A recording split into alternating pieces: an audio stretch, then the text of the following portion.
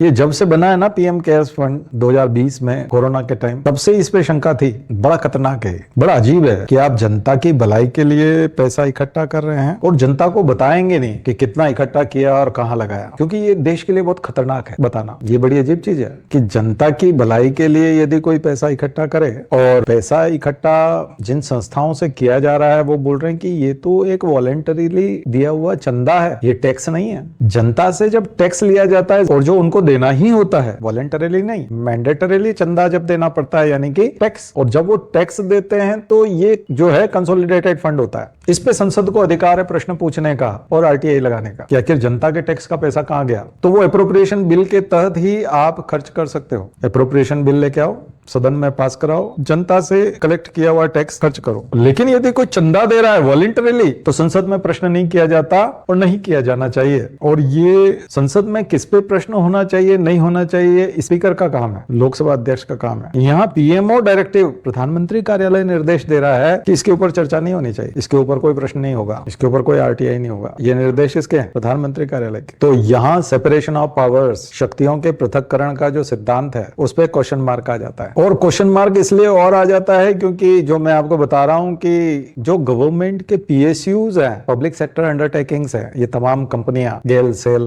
Petroleum, Hindustan petroleum और तमाम, इन सबको चंदा देना जरूरी था पीएम केयर्स में। और वो सरकारी कंपनियां हैं, पब्लिक की कंपनियां हैं, तो पब्लिक का इन्वॉल्वमेंट तो आ गया और मैंडेटरीली वाला भी आ गया, तो टैक्स जैसा ही हो गया। तो उनको चंदा देना था कहां से? अपने सीएसआर फंड में से और तमाम जगहों से। तो ये ट्रांसपेरेंट क्यों नहीं होना चाहिए पीएम केयर्स? और ऐसा पीएम केयर्स में क्या कर रहे हैं कि देश की सुरक्षा को खतरा हो जाएगा और बताने लायक नहीं है। कमाल है। ये एक कोटेशन और एक ऐसा मीम सोशल मीडिया में बहुत तैरता है कि जो भी समाज सेवा के लिए आता है वो अमीर क्यों हो जाता है, जबकि वो पहले तो गरीब था। समाज सेवा जब शुरू की, बाद में उसने समाज की सेवा करना शुरू कर दी और वो अमीर हो गया। ये ठीक वैसे ही तो नहीं है कहीं कि पॉलिटिकल पार्टी को तो नहीं जा रहा, ये कहीं पीछे के रास्ते से अडानी को तो नहीं जा रहा। और अगर ये आप जानना चाहो तो ना तो आरटीआई लगा सकते हो, ना संसद में कोई प्रश्न पूछ सकता है। और प्रश्न नहीं पूछेगा ये लोकसभा अध्यक्ष तय नहीं कर रहा, प्रधानमंत्री कार्यालय निर्देश दे रहा है कि इस पे प्रश्न, तो फिर कार्यपालिका व्यवस्थापिका को निर्देश दे सकती है क्या? दोनों की शक्तियां तो अलग है, कोई किसी को निर्देश नहीं दे सकता। बल्कि जब हम पार्लियामेंट्री डेमोक्रेसी की बात करते हैं उसमें तो व्यवस्थापिका निर्देश देती है, किसको?